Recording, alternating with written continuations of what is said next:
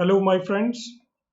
This is Professor Anil Gupta. Today, I shall discuss with you a very important clinical topic related to biochemistry, that is, phenylketonuria. Phenylketonuria is an inborn error of phenylalanine metabolism. Before we discuss the pathophysiology and clinical manifestation of phenylalanine, we shall have a look on the normal physiological as well as biochemical process of conversion of phenylalanine into non-essential amino acid, that is tyrosine. So let me assert that is the phenylalanine is an important essential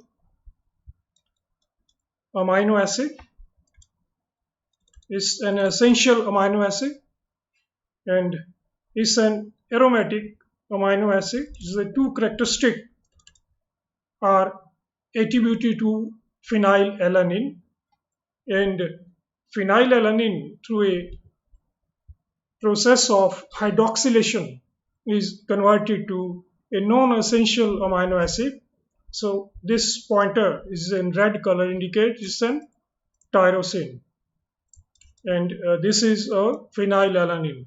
So the conversion of phenylalanine to tyrosine is catalyzed by an enzyme that is called phenylalanine hydroxylase. It's an abbreviated as PAH, and the genetic mutation in PAH gene is responsible for impaired activity of PAH enzyme, leading to the clinical manifestations of this phenylalanine metabolism. And so coming back to the normal biochemical pathway of phenylalanine, here is a diagram as an arrow indicate this phenylalanine is converted into tyrosine, and the reaction it requires the presence of a molecular oxygen and a coenzyme, that is a tetrahydrobiopterin. During the reaction catalyzed by PAH enzyme, the product of the reaction of hydroxylation reaction is tyrosine.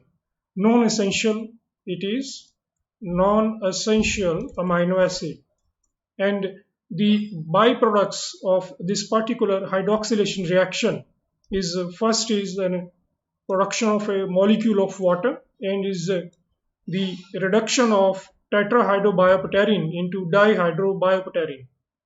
It is gets it's a removal of two hydrogen atom and it's get oxidized. This is a dihydrobiopterin.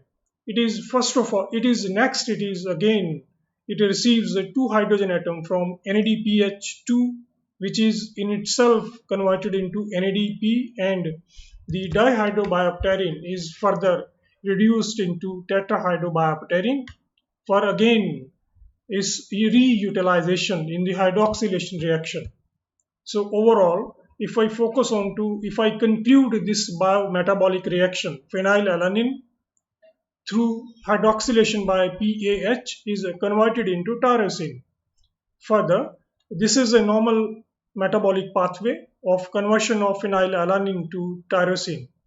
So in case of any factor, most probably the genetic factor, the genetic mutation in PAH gene, so results into failure of this metabolic pathway to further proceed towards tyrosine, but it enters into an alternate pathway. Let's see the next slide.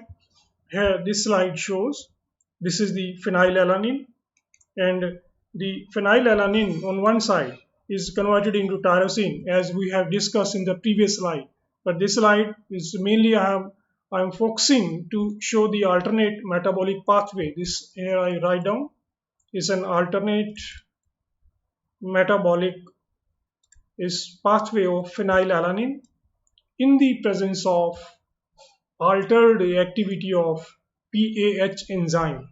So the phenylalanine in an alternate metabolic pathway has two consequences. First, this essential amino acid is subjected to transamination, where alanine is converted into an alpha keto acid, that is pyruvate. As overall, phenylalanine is converted into phenyl pyruvate. So this is the phenyl ketone body. Is the first substance product produced by alternate pathway through transamination reaction. Is another pathway which is through decarboxylation of phenylalanine. It results into formation of the ultimate phenyl acetate. It's another phenyl ketone body.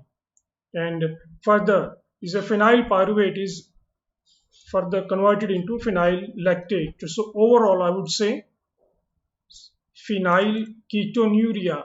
It signifies the presence of phenyl ketone body in the urine because of an alternate metabolic pathway in which phenylalanine enters, resulting into formation of surplus phenyl ketones, which are excreted in urine. And the urine of the affected person, it gives a characteristic musty odor, is a very characteristic of phenylketonuria. So three phenyl ketone bodies we can remember by mnemonics. Phenyl ketone bodies we can remember by mnemonics, that is PAL, that is phenyl pyruvate, phenyl acetate, phenyl lactate, owing to which the phenylketonuria manifestations are seen.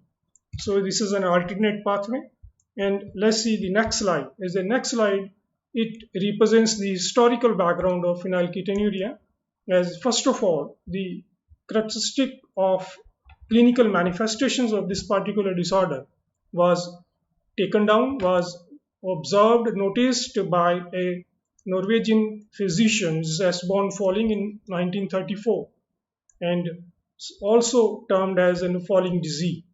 The physician noted a characteristic musty disorder in two brothers who suffered intellectual disabilities, and he